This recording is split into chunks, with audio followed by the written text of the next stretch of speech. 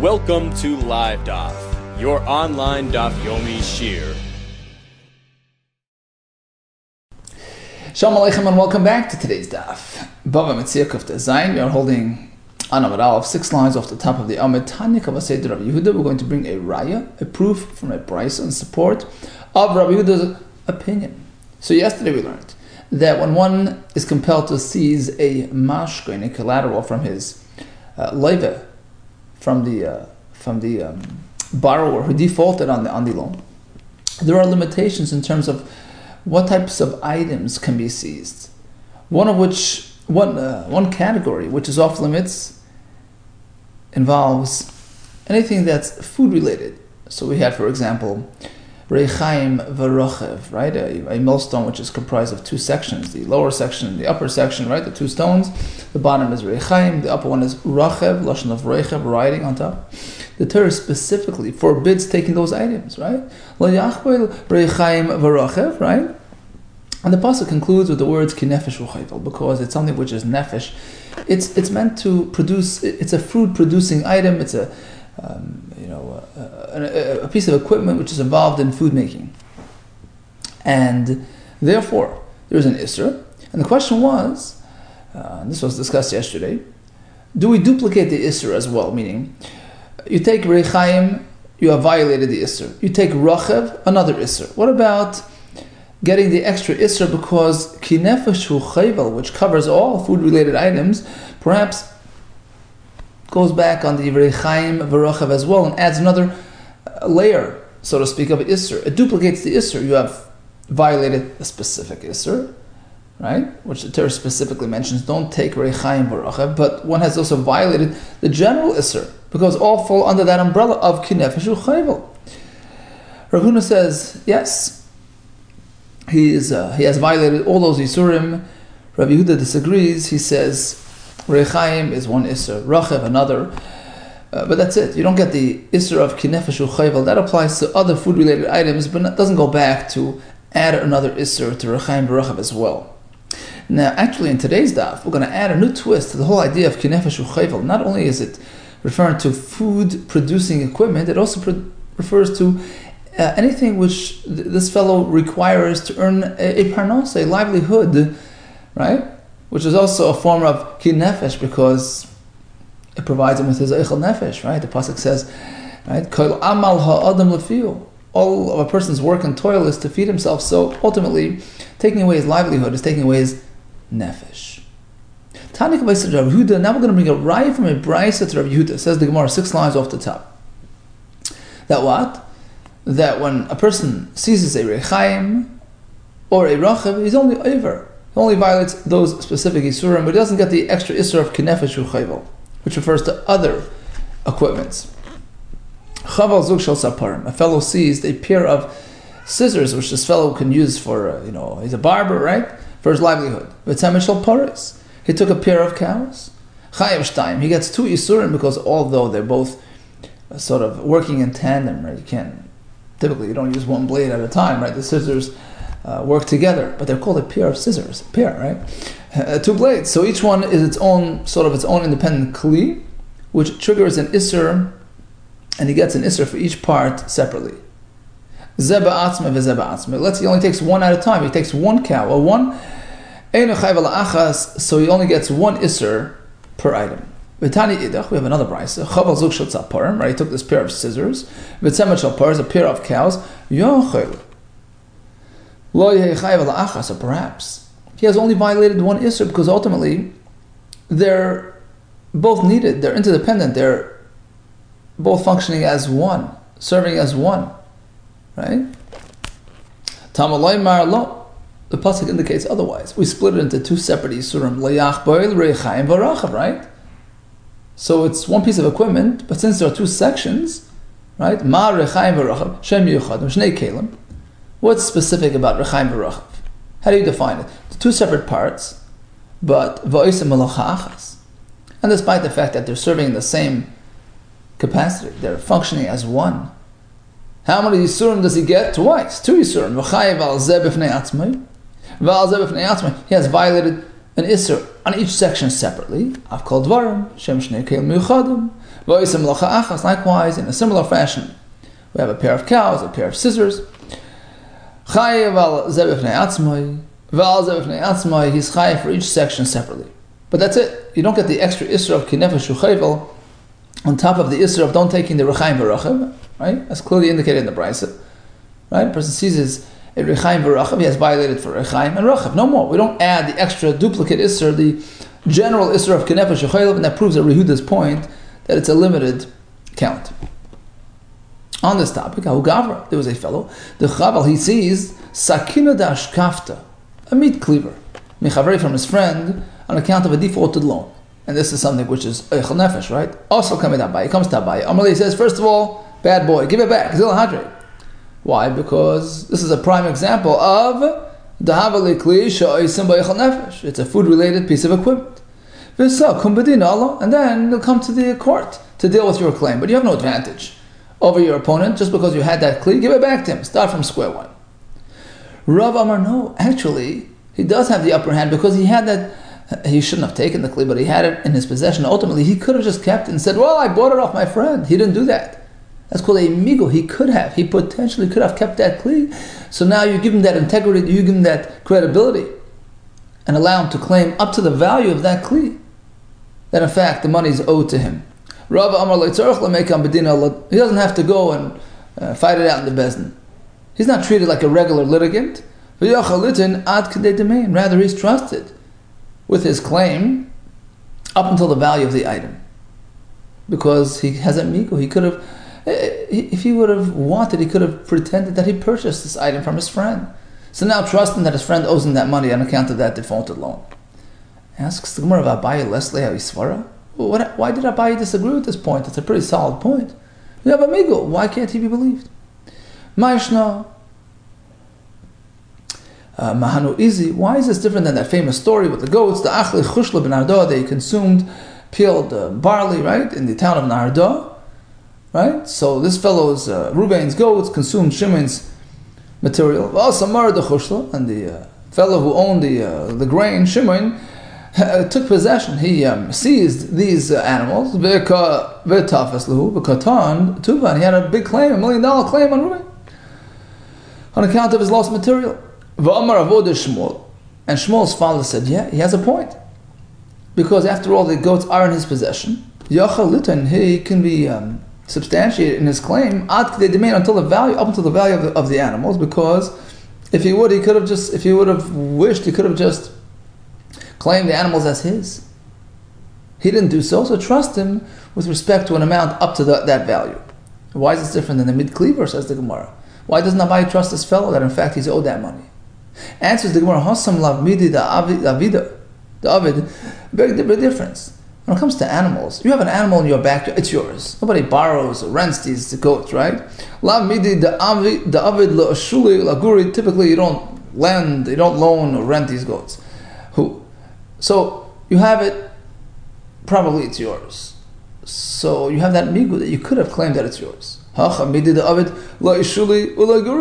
opposed to this meat cleaver, typically people borrow, friends and neighbors loan these things, rent these things. So just because you have it doesn't mean it's yours. And if we know for a fact that this used to belong to the other fellow, you can't just say, well, I bought it from him, until you prove it. So you don't have that migu that you could have claimed it as yours. And we find this halacha elsewhere as well. The Shalach Rav Huna Bar Avin, he sent the halacha, Dvarim, items, ha'asuyin lahashir lahasker, items which are typically loaned or rented. V'amar, and the fellow who's in possession claims, l'kuchne biyadi, it's mine. Ein enaman, we don't trust him. So that's Abaye's response to Rava. We can't believe him. Asks the Gemara, no, so what does Rava hold? Rava lesle svara. Rava doesn't hold to this concept. Rava himself subscribed to this in a different story. Apik Zuga de Sarbala, there was a story about a fellow who passed away and inherited these items. So his kids, his Yisraelim, had the Zuga de Sarbala, a pair of wool scissors, V'safra d'Agadta, and a sefer of Agada, a medrash or something, miyasmi. So they had it. And this other fellow claimed, look, what do you mean? These are my items, and I lent it to your father, and witnesses to prove that in fact it used to be mine, right? I'm the former owner. So despite the fact that it was now in their possession, and typically we don't extract things from Yisayim, but here Rava compelled them to return it to him. Because these are items that you borrow, that you rent. So possession doesn't denote ownership. So why didn't Rava apply the same rationale to our sugya? Answers the Gemara Amalek. Rava will respond, a meat cleaver is delicate, it's different. You hold on to it, you don't lend it, you don't. Hai nami, in this case as well, this knife, kiva de mifagma, since it's delicate and get easily nicked and chipped, kapti inchi, typically people are particular with that and possessive, emotionally, they don't loan it out, and therefore the loiva cannot claim, well, I lent it to the malva. The malva has it, it's indicative of ownership and he can claim so, and therefore he's trusted that in fact he's owed that money by the loiva, because otherwise I could have just held on to this item as mine. Hadron lachem akabel. Says the Mishnah, habayis va'aliyah shal shnayim shenaflu. So you have sort of like a condominium, right? Two people are partners in a structure. He lives on the first floor, the bayis, and Shimon lives up in the aliyah on the upper floor, and the house collapsed.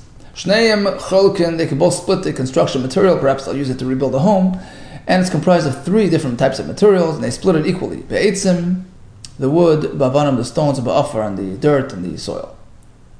Number 2, says the Mishnah.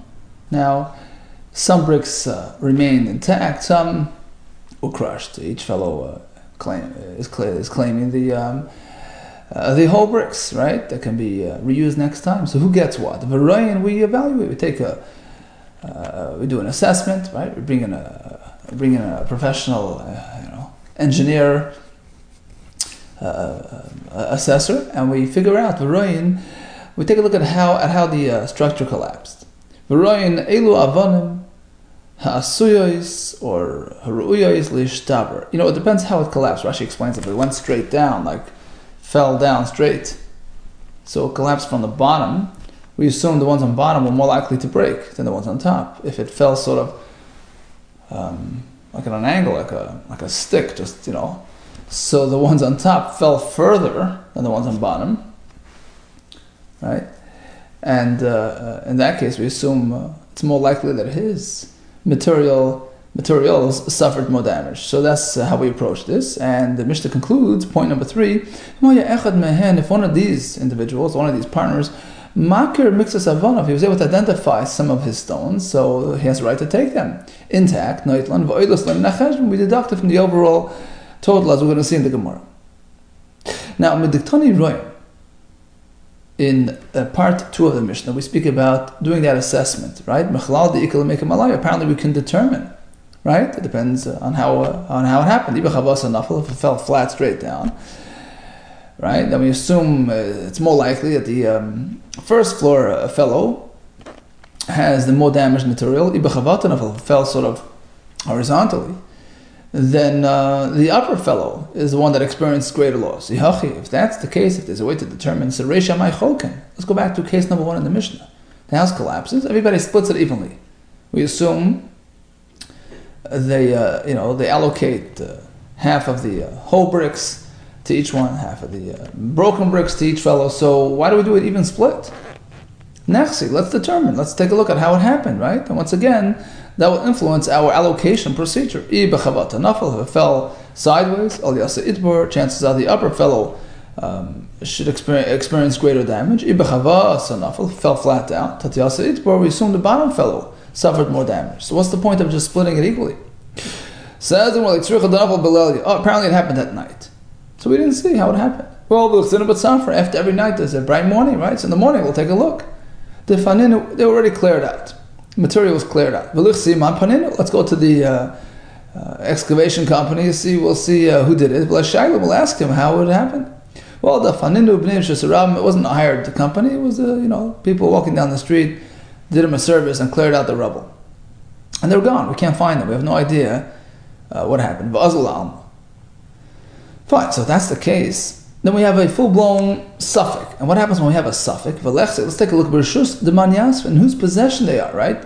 The Gemara figured that the house was owned by 2 individuals, but the property beneath it perhaps was owned by 1 person. So Reuben owns the property, atop which there's a house owned by him and Shimon. The bottom line is that the bricks are sitting in Reuven's property down below, so he's the muhsuk. Now Shimon is he must prove his case if he wants to extract it from Reuven's possession.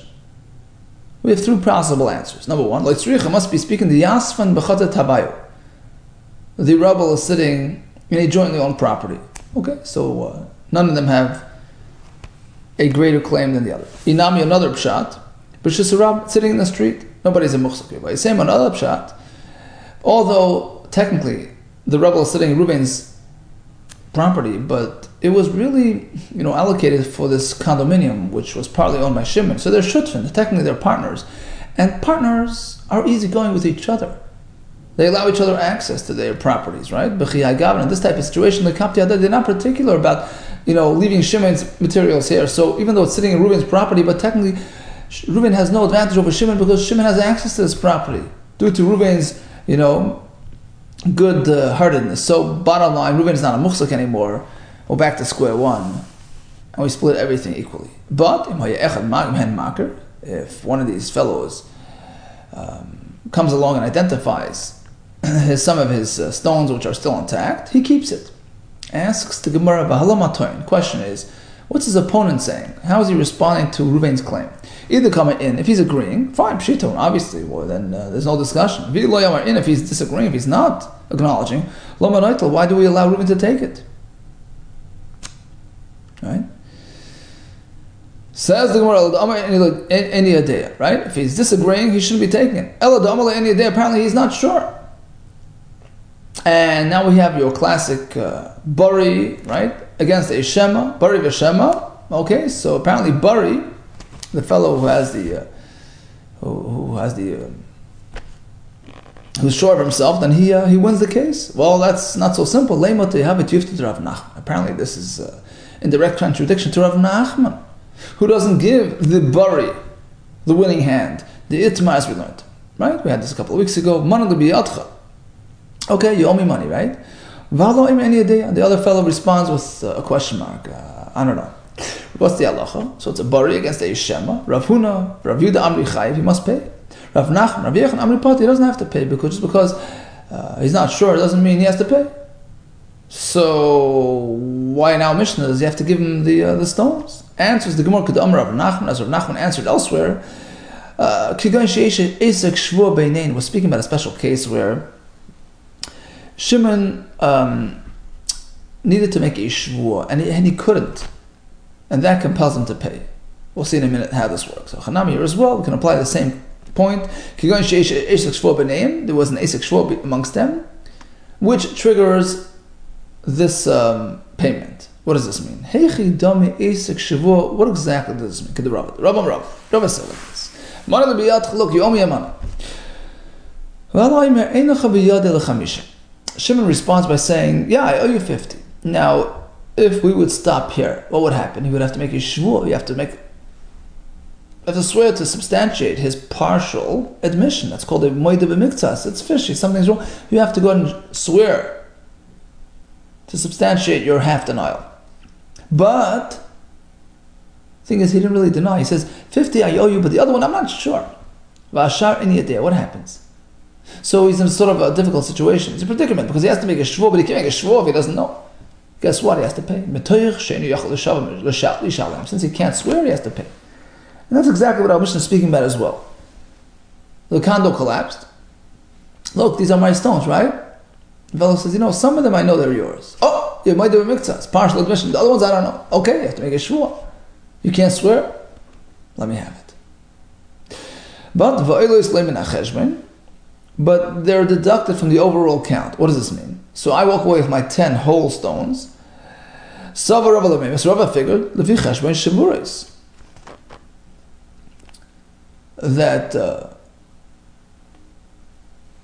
I have a right to take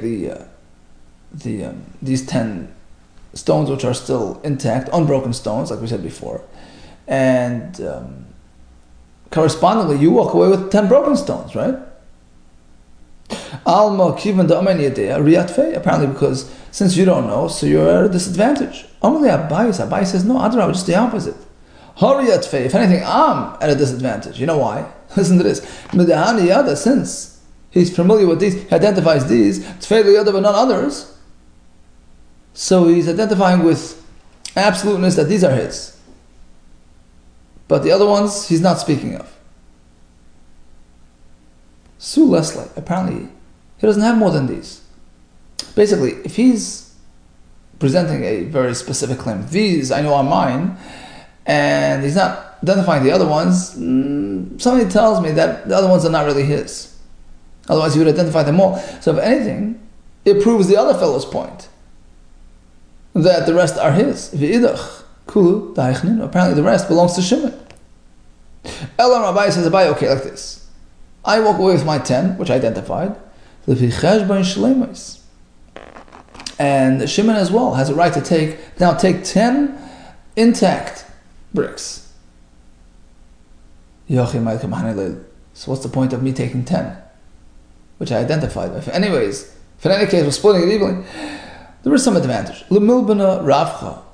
Because perhaps I identified a wider brick, or a better process, a brick which was processed better, the cement, whatever. So I prefer these over those. I have a right to claim these and take them. So bottom line, we had a Mishnah with a bias v'ha'aliyah that collapsed. We split it equally. If there's no way that to tell who's whose, and we have no muhsuk, right? But if we can determine the identity of the stones which are intact, etc., we should give it to him. Likewise, if he himself identifies it, so he has a right to have a claim on those, and we split it accordingly. Now we move on to a case of habayis v'aliyah, similar situation, first and second floor, but we have a landlord down below on the first floor who rented out his second floor apartment to Shimon. Now, what happened was nifchas sohaliyah.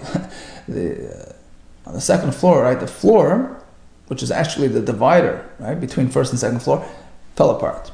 The landlord is not interested in fixing it, right? Sounds familiar.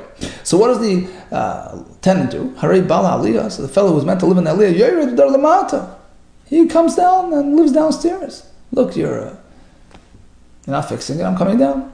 Until he fixes the floor. Rabbi Yehuda, well, actually, it's sort of a split responsibility, because every floor has several sections. We have the sort of joists, and we have the floorboards on top. The fellow below has to provide the beams, but the fellow living upstairs, he should be providing the ma'aziva, the actual floorboards, the cement, whatever it is, and we'll see this in the Gemara. Okay, nifchas abakama, to what extent did his floor break apart? Rav Amar Baruba, most of the floor is gone, and that substantiates his claim. Shmuel Amar Ba'abo, Shmuel says no.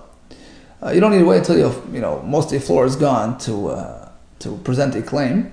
Even 4 tfachim, a little section, a hole, 4 by 4 tfachim, that's enough, because look, that's where he puts his chalm pot. Now he's going to have to put it downstairs, right? And the Gemara explains. Rav Amar Baruba. Rav says it only applies if most of the floor is gone. Aval bar bo, if it's just a small section, no issue there. You know why? Adam dar chetzi lamata, chetzi lamala. Yeah, a person can survive living a little bit upstairs, a little bit downstairs, putting his pot downstairs if he needs to. Shmuel Amar Barba. Shmuel says even if it's a small section, he has a right to complain to his landlord and insist on fixing it, and etc.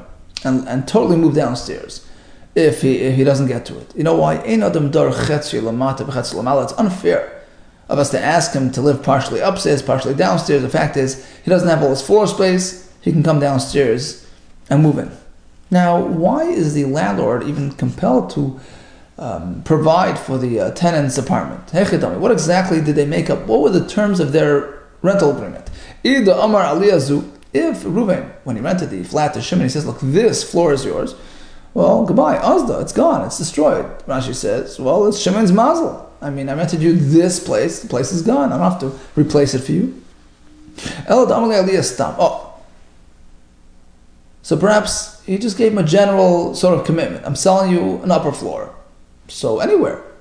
This one's gone. Let him provide for him a different apartment. It doesn't have to be dafka here. Lo yolech ruti. Amar Rav Litzricha must be speaking to Amar Le'aliyah Zu Shani Maskilacha. Apparently, this is what he told him. This upper floor which I am renting to you Kisalka, while it's up there standing, salik bada, you go up there and you live up there. But if it comes down and collapses, chois bada, you come down with it. Basically, I'm committed to providing you a place of residence, whether upstairs or downstairs. If that's the case, if he clearly spelled it out, then why even discuss this in the Mishnah? I mean, it's pretty open and shut. It must be like this. He told him lashon, but not as clear. I'm giving you this upper floor. Shal gabi bayis, which is atop this house, right, which is over the first floor. I'm renting to you. So he didn't clearly, tell him that he can move down if there's a problem, but he did indicate that it's a house above a first floor. In which case, we consider that a commitment. The Shabbat Bayis Aliyah, he's committing to using the Bayis to support the Aliyah. And if there's any issue, you come down to the Bayis. There was a story, Reuben tells Shimon, look, Dolis Shal Gabi Parsik Zeh. So these vines, which are now hanging over this farsik, this whatever, peach tree, whatever, I'm selling to you. So he indicated that the tree is going to be supporting the vine, right? V'nekar farsik, and the tree got uprooted. Uba masa, l'fnei Rabbi Chia, v'amar Rabbi Chia paskin that has to provide, he has to replace it for him, because he indicated that he's going to give him support, life support. Chayiv atal farsik, you have to provide another tree to support his vine. It's called manshadol is kaima, as long as the vine is thriving. Okay, that explains the mission. Now, boy, Rab Abba Bar Mamo. Here comes the question. Kshudar levata, kshudar. So the landlord is not cooperating. Tenant's coming down. Now, when he comes down to the first floor, is he entitled to say, look, I want to live on my own? You move out, Mr. Landlord. I'm entitled to privacy. Kshudar levada hudar, kedumi karam, just as I had done my privacy until now, up on the second floor. Or shneim darn. No, he can't force the landlord out if he wants to stay there. Okay, so he has a roommate. Because the landlord could say, I never meant that I'm going to move out. I mean, I committed, I'm going to try, I'm going to help you. But here's a place to live until further notice, right? If you take the second approach, that they both join in the apartment, the question is, how is he going to access the apartment? To the main doors. We're speaking about Shimon, who used to live on the upper floor. He's now downstairs. Can you just walk in through the regular door? Or can we force him to climb up through the roof the way he used to? He used to go up to the second floor, so he goes up and then comes down through the roof. Shall we say, well, your mode of usage is the way it used to be. Just like until now, Derech Gagan, you came from upstairs. Hashtanam Derech Gagan, I as well. Sure, but you have to go through upstairs and then come down, which makes it very inconvenient. Shimon can respond, what do you mean? When I rented the upper floor, I knew I was going to be climbing up to my apartment, fine. But Aliyah V'Yerida, but never meant to, I never planned on climbing up and then climbing down into the apartment. That's a little too much for me. I didn't commit to that. That's not what we did. That's not the... Now, if you'll assume that, in fact, he can present this claim, it's justified. Listen, it's too much work to go up and down. Matzi Amrali can tell him, I never meant to have to climb up and down. Okay, so he has a right to say, I don't want to do this. But what about a case where we have shtei aliyos, zoyal gabizu? You have two upper floors, one on top of each other. Basically, it's a 3-floor structure. Now, Reuben's on bottom. Shimon rented the second floor. So let's say the fellow rented the third floor and it collapsed on him. So certainly he has a right to go down to the second floor. Okay, that's a given. But let's say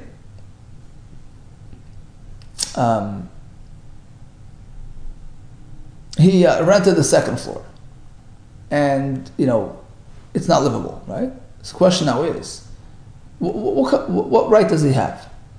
Can he say, look, can the landlord who lives on the bottom floor tell Shimon, look, okay, fine, it's not working out, go up to the third floor, I have an empty apartment for you.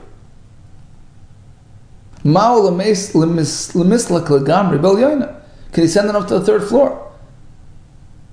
Or can Shimon say, look, 3 floors, that's too much for me, I want to go down and live in the first floor and kick you out, right? Or keep you company, right? Shall we say, the Amalei Shem Aliyah Kabilas Allah. Reuben can say, look, you acquiesced, you consented to live on an upper floor, so go to the third floor. What's the difference? Second floor, third floor. Or no. Chad aliyah kabel alay. Shimon could respond by saying, look, I'm willing to climb up one set of stairs to the second floor. Shtei aliyahs, but to climb 2 floors, loy kabel alay, that's not what I bargained for. Take it, we leave it unresolved. Okay, let's sum up today's daf. We spoke about refraining from taking eichel nefesh related items as a mashkin. We discussed the lavin involved. We discussed the idea of migu, of lakuach. We have a bayis ve'aliyah belonging to people which collapsed. We discussed who gets what. A bayis ve'aliyah inhabited by a landlord and a tenant. The landlord has to provide for the tenant. We explained why. And otherwise, he's going to find a replacement apartment, even if it means moving into the landlord's place. All the best to you. Aslach Rabba.